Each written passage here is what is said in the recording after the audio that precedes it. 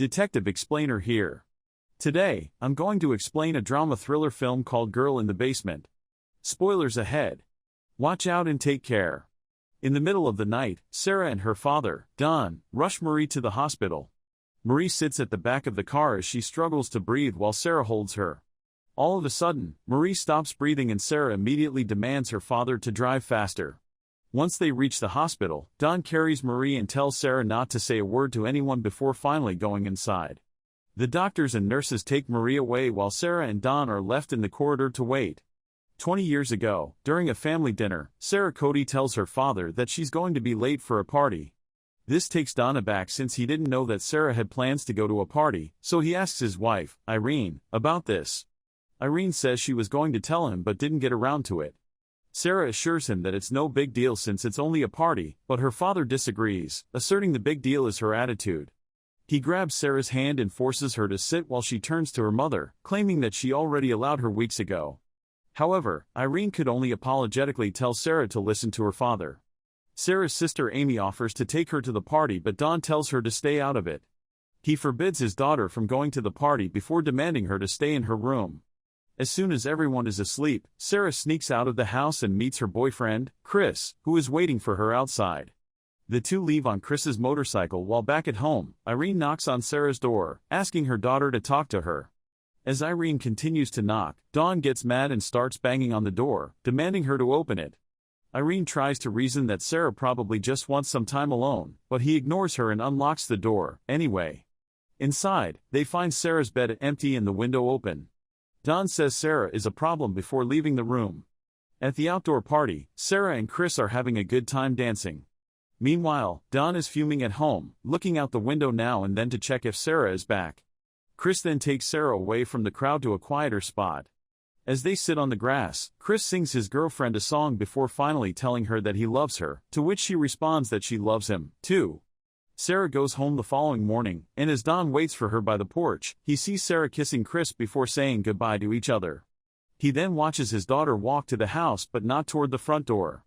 Don calls her attention, telling her to come in the front door like a normal person, adding that she can't make up her own rules. Ignoring her father, Sara tries to walk past him, but Don blocks her path, saying that they're not done yet. Don asks her if Chris is her boyfriend, but Sara curtly tells him that it's none of his business. When Don asks her if they've given her permission to date motorcycle boys, Sara gets pissed and promises her father that she'll be out of their house once she turns 18 and that they won't see her again. Feeling disrespected, Don gently pins Sara against the door, reminding her that when she's in his house, she has to follow his rules. Sara tells her father to get off her, and just in time, her mother comes down from the stairs to ask them what's going on. Sara breaks free from her father's grasp, and as she goes upstairs and past her mother, she tells Irene that her father is crazy. While in bed, Amy talks to Sara about her sneaking out and hopes that it was worth it. Sara says it was, adding that Chris said he loved her. They giggle like little girls, and Amy reminds her that she'll be out of their house in no time. She just needs to keep her head down and be cool. In a hushed voice, Sara says somebody needs to stand up to Don. She calls him crazy and complains that her mother is just letting him walk all over her. Despite what Sara just said, Amy warns her not to mess with him. Then, Sara's mother enters her room to let her know that she's grounded for a week. Annoyed, Sara swears again that she's leaving as soon as she turns 18. Meanwhile, her father stands outside her door, listening to their conversation. When asked if she has a plan, Sara says she intends to travel the world and start in Florida, getting jobs that will help her work her way across the country. Her mother supports her, but she also reminds Sara not to be reckless. Unhappy with what he just heard, Don goes down to the basement and sits down to think. Then, he walks up to the bookshelf and starts pushing it, revealing a door to a secret room. 3 months later, after Sara has graduated, she talks to Chris on the phone about her plans. When Irene asks her where her father is, she says he's out front. Her mother says that it's good for him and that she's worried that he's been spending too much time in the basement lately. Irene then leaves, and when he's sure his wife is gone, Don tells Sara to hang up the phone and help him with something. Sara apologizes to Chris and hangs up before assisting her father with carrying a big box down the basement. Down there, Don pushes the bookshelf aside, and Sara is surprised to see the secret room. She asks him what that room is for, and Don explains that the previous owner has built that bomb shelter, and he later added some improvements. After bringing the box inside the bomb shelter, Don asks his daughter what she thinks of it. She says it's not nice since there are no windows, and Don only tells her that's too bad before locking her inside. Sara bangs the door and yells, pleading with her father to let her out, but Don ignores her and leaves. Scared, Sara takes a look around the room, which only has a sink and a shower head. Sara opens the box they carried and finds her clothes and other belongings inside. Once again, she tries calling for help while her father pushes the bookshelf back to its place, hiding the secret door. After failing to guess the door's security code 3 times, the lights go out, and Sara's left to use the flashlight inside her box. She tries looking for anything that might be useful to her, and she ends up spotting the vent. Sara goes near it, screaming for her mother, but Don is already on the other side of the vent. He covers it to make sure that no one will hear her. Finally satisfied, Don goes back upstairs. As darkness falls, Irene gets worried since Sara isn't home yet, but Irene is still worried and says she'll call the cops. Don then tells her that Sara will probably be home the following morning, but his wife is determined to call the police. As she leaves the room, Irene instructs Amy to contact Chris while Don sits there, pretending not to know anything. Days pass, and Sara remains in the bomb shelter. With nothing else to do, she either paces around the room or tries unlocking the door's code until the lights go out. On the 4th day, her father finally decides to visit her, so Sara hides behind a pillar. As soon as he gets inside, she pushes him out of the way and gets out of the door only to be trapped outside the second door. She screams for her mother, but her father tells her that no matter how loud she screams, no one will hear her. Don then grabs Sara by the hair and drags her back inside the bomb shelter.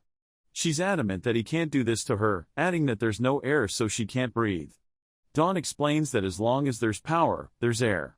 3 failed attempts on the keypad will shut the power off, including the ventilation system. When he reveals that he changes the code every day, Sara steps back away from him, asking why he's doing this to her. Don only tells her that this is the consequence of her being disrespectful and that everything she gets, she will earn. He asks her if she understands him, and when Sara doesn't answer, he slaps her and pins her to the door before forcing himself on her. Outside the door, Don watches his daughter slowly get up from the floor, only to throw up. With that, he takes his leave. Irene talks to a cop and tells him that it's unlike her daughter just to run off. The cop says that since Sara is already 18, she can come and go as she pleases. He then asks Sara's parents if she might just be staying at a friend's house, and Irene tearfully replies that she doesn't have many friends. The officer asks if she's got a boyfriend, and Amy tells him that Chris hasn't seen Sara, either. Wanting to know who Chris is, the officer asks for his number, and Amy leaves the room to get it. After a few more questions, Don tells the officer that Sara's bag and some of her clothes are missing. He also asks Irene if she mentioned Sara's plan to the officer, so Irene tells the officer about her daughter's plan to travel, starting from Florida. Sobbing, Irene insists that Sara wouldn't leave without saying goodbye to her and that she hasn't even had her birthday yet. The officer then informs them that they've already filed a missing persons report, but since they have no leads, that's all he can do at that point. In the bomb shelter, Sara gets more frustrated as days pass. Demoralized, Sara could only think of her boyfriend and their plan to go to Florida. One day, while Don is mowing the lawn, Chris shows up at their house looking for Sara, saying the cops called him, and that he has something for her. Don makes up a story about Sara running off with a guy named Steve. He explains that Sara and Steve are childhood friends and that she's always talked about running off with him as soon as she graduates. Don says that according to his wife, the two are in Florida, and Sara is working as a waitress. Upset, Chris prepares to leave, and as he does, Don pretends to sympathize with him. On her 21st day in captivity, Don brings Sara a foldable chair and a small cake for her 18th birthday. He gives Sara a red dress and asks her to put it on. Once she's done, Don tells her to pick something she wants, and when she says she wants to get out, he tells her that it's too early for that. When she asks for television, he says she needs to earn that, so Sara asks for a clock instead, and he agrees. He then tells Sara to come near him, and when she calls him Dad, he instructs her to call him Don. Sara walks toward her father, and later on, she gets a clock. On the 38th day, she receives some canned goods, and this gives her the idea of making a weapon out of the small tin can. When her father arrives, Sara's already in her red dress, and with the makeshift weapon in her hand behind her back, she tries attacking her father, but Don is too quick, and he disarms her with ease. He throws Sara against the wall, and as she hits the floor, Don brutally steps on her arm. The sick and twisted man forces himself on Sara once more, under the guise of teaching her a lesson. A year has gone by, and Dawn gets Sara pregnant. As she cleans one day, her water suddenly breaks, and with the help of the pregnancy book she has, Sara gives birth to her first child, alone. She calls her child Marie, and when Dawn learns that Sara has already given birth, he tells her that motherhood will provide her with a sense of purpose. Marie stays with Sara in the basement, and in her 4th year in captivity, Sara gets pregnant again. Worried about having another baby, Sara tries to ask Dawn if he can finally let them out, but he only gets furious with her. Pissed, Dawn leaves and joins Irene and Amy upstairs for dinner. Amy congratulates her father for his recent promotion, and when Irene asks if they could hire a private investigator since Dawn is getting a raise, he tells her no. Dawn says Irene has already spent $5,000 by going to Florida to find Sara, and they're not going to waste any more money. Irene says she'll never stop searching for her daughter, not caring how much it costs them. This upsets Dawn, saying they have another daughter as he points to Amy. That night, Dawn brings Sara and Marie a television as a Christmas present. In her 7th year in captivity, when Sara has already given birth to their second child, Sara asks Dawn to bring some medicine for Marie. However, Dawn gives the kind that is for adults, upsetting her. She tells Dawn that they're the wrong kind and that they could poison her daughter. Unbothered, Dawn tells her that she and Amy got sick all the time, but their mother managed to handle it. He adds that since she's the mother now, she needs to take care of it. Sara insists that Marie needs a doctor, but Dawn ignores her and leaves. To put Marie to sleep, Sara tells her a story and sings her the song Chris has made for her. One day, Chris visits Sara's house, hoping to hear anything from her. He sees Amy, who's staying at her parents' house for the weekend, and asks if there's any news about Sara. When she replies that they still haven't heard from her, Chris mentions Steve, which confuses Amy. Chris tells her that her father has told him about Steve and Sara, which only confuses her even more, wondering when the two men have talked to each other. Pregnant for the 3rd time, Sara tells Marie to refrain from singing. Marie tells her that she wants to go outside with Dawn, and when Sara tells her she can, she rudely talks back to her, making Sara put her on timeout. Meanwhile, Chris learns from Amy that Dawn was lying about Steve, and Sara realizing that it's just a made-up story. When he asks Amy what she thinks really happened to Sara, she says that she imagines her sister happily living somewhere, but Amy admits that sometimes, she thinks her father has done something to her. Amy mentions that one time, her father hit her mother, and Irene was in the hospital for 2 days. After learning about Dawn's lie, Irene confronts her husband, asking him why he lied to Chris. He arrogantly tells her that it doesn't make any difference if he lies to some lowlife like him, who's been sneaking around with Sara. Unable to control herself, Amy asks him if he did something to Sara, but Dawn says that all he's ever done is to provide for them. Irene is fed up at this point, and she tells her husband that she will hire a private investigator and that she doesn't care what he'll say. Irene storms off, and when Dawn follows her, Amy notices the keys he left on the sofa. She takes them and goes down to the basement where, just in the bomb shelter behind the bookshelf, her sister is going into labor. As Amy searches the basement, Dawn shows up and asks for his keys back before angrily sending her away. For the 3rd time, Sara gives birth, and when Dawn arrives and asks for the child's name, she says they're calling him Thomas. Sara gives Dawn a massage, and as she does, she suggests that he should take Thomas upstairs since there isn't enough room for the 3 of them down there. She tries sweet-talking her father, convincing him that if Thomas stays with them up there, she'll have more time to take care of Dawn. Realizing that Sara is okay, Dawn leaves Thomas on their porch with a note from Sara, saying that she hopes she'll take care of her son, Thomas. As Irene lifts the baby, she doesn't notice that there's a smaller note in the bassinet. She calls Dawn, who pretends to be clueless, and tells him that the baby is Sara's. As Irene takes Thomas inside, Dawn finds the note and reads it. He goes to the basement and tells Sara that he's found her message that's supposed to inform her mother that she's being held captive in the basement. Dawn throws the small piece of paper on her face and orders her to wear her red dress, saying she still hasn't learned anything. After 14 years in the basement, Sara is pregnant once more. One day, Marie decides to wear makeup, and when Sara sees the way Dawn is looking at her daughter, she tells him to stay away from her. Just to get back at her, Dawn turns off the power as he leaves. With no ventilation system, Marie struggles to breathe, so they have to stay near the vent. Feeling sad? Marie tells Sara that she doesn't have any friends, and she's worried that she might not meet anyone, not even a nice boy. Sara assures Marie that she will and that she's working on it. Out of the blue, Marie asks Sara how she met her dad.